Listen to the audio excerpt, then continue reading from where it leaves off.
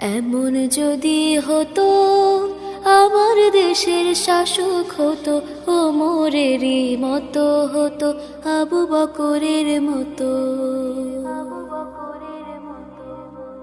এমন যদি হতো আমার দেশের শাসক হতো ওমরেরই মতো হতো, আবু বকরের মতো।